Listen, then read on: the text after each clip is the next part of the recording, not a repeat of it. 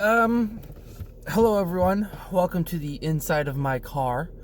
Um, I this is gonna be how I review new movies that are out in theaters. I'll be posting this on YouTube, of course, along with all the other Instagram videos. I'm gonna be putting those on the YouTube as well.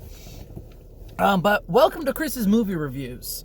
So I'm actually a little bit behind in my film watching, and I just got out of the theater with seeing Joker for the first time, courtesy of Entertainment Unlimited, and I have some feelings about it, and I think I'm just gonna pick it apart bit by bit. The first thing that I want to talk about is the aesthetics up until Arthur actually adopts the full Joker persona, and it's especially in the first half of the film. I love that. I love the very grungy, even though it's Gotham. I think a key component of Gotham has always been that there is the underside of what's going on. And this really takes it up to a whole nother level. You have the elevator, you've got that scene where he is in the restroom, and the restroom is just, you picture a public restroom, and that is it. So I really liked that. I liked the music in that I felt like there were a little bit of nods to previous iterations of the Joker. There was one bit where you hear the razor wire music that we know from The Dark Knight. I will say Joaquin Phoenix did a phenomenal job. I do believe that he deserved the nomination and the Oscar, which he of course got. Spoiler alert if you haven't seen the Oscars. I think he did a wonderful job. The Joker has always been such a complex character, and as someone who has studied drama and acting, and has even gone to the creative writing aspect of it, I know firsthand how, this is going to sound wrong, but how fun writing a character like the Joker is. The funnest part of writing sometimes is writing that asshole character, because you do get to have the character do things that you probably wouldn't do, such as kill 3 people on a subway. Sorry, this should be forewarned, but there's gonna be spoilers in this. Now, the inclusion of, obviously it's Gotham, and the Waynes have to be involved, because what is Gotham without the Waynes? And I liked the interaction between Arthur and Bruce Wayne at Wayne Manor. I enjoyed that. Well, not enjoyed it, but it totally made sense in the realm of the movie that Arthur would do this. But at the end, where we see Thomas and Martha Wayne get killed by a random protester, listen, we have seen Thomas and Martha Wayne get killed so many times, and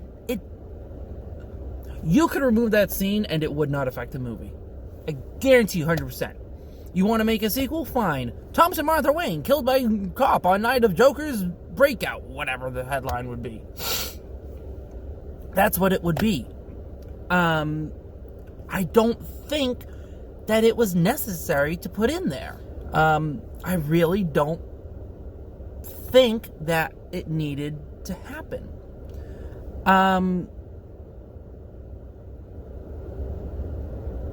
I think when Arthur was playing around in his mind, I did like how they did that.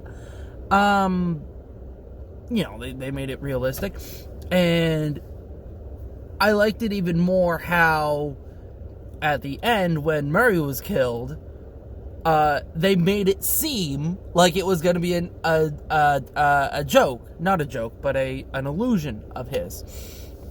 And I was sitting there at the end, just waiting, literally just waiting for him to be like, "Who's there?"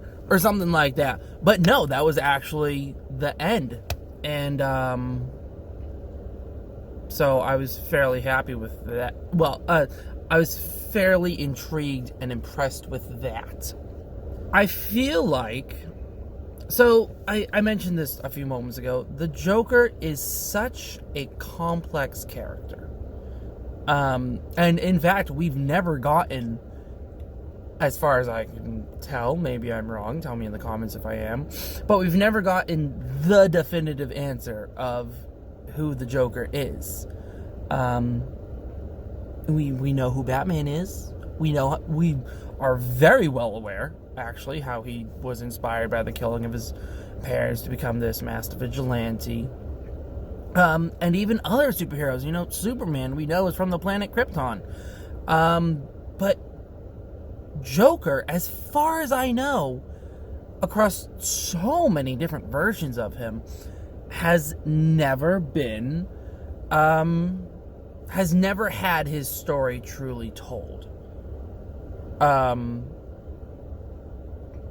And we get even more of that in this, with the confusion of who his mother is, who his father is, whether or not he's adopted, then him finding all that out. And that makes for an interesting story.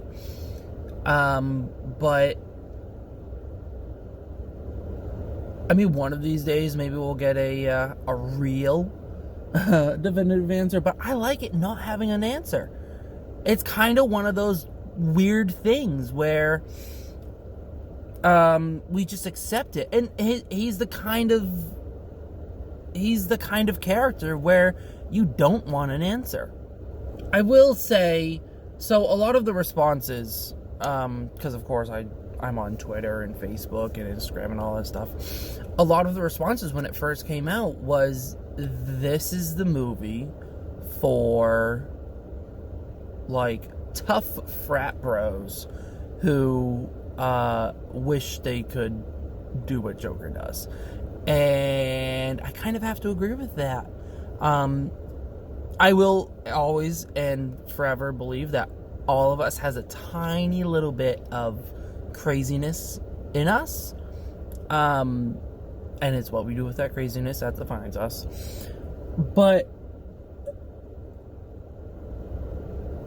this movie, I like where Hollywood is going.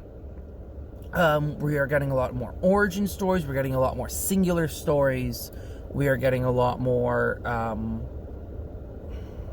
I called it the grungy side earlier. We're getting more of the grungy side of these classic characters, who are no longer just villains, but they are people. And I think that's a really important distinction.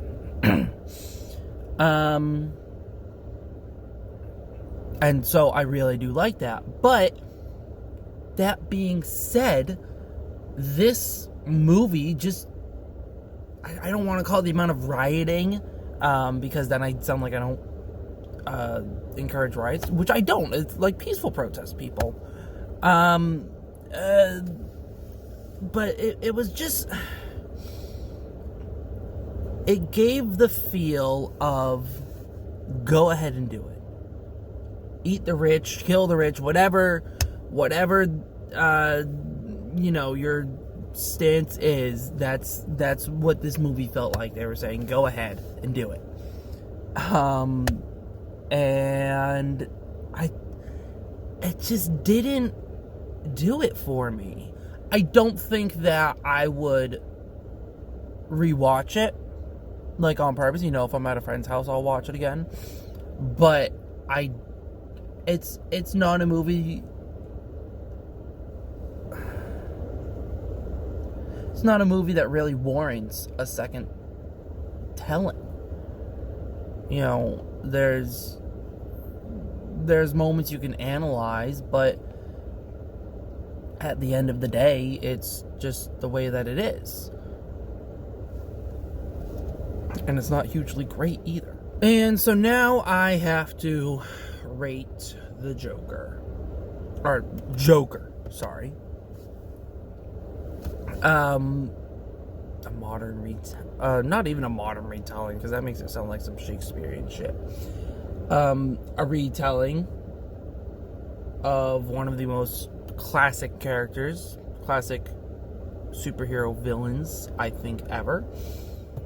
So I'm actually going to give Joker 2 stars. I will say Joaquin Phoenix did a wonderful job. The music is good. And I mean, the beginning grunginess environment is good.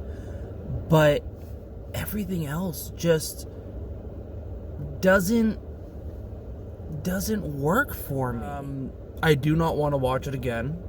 I mean, I will, but it's not that.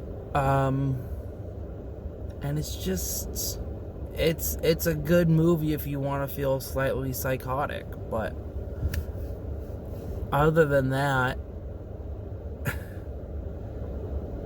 I think it was a good attempt at telling the origin story of the Joker.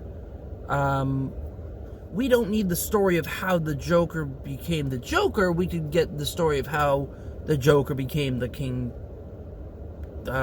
Prince of Gotham, or whatever he was called. The Crown Prince of Gotham, I think it was. I'm going to go with 2 stars.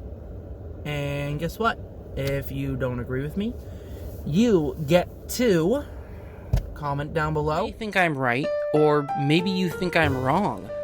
Let me know down in the comments. And if you like these reviews, like this video, and if you want to be one of the first to see new content, make sure to subscribe and hit the bell.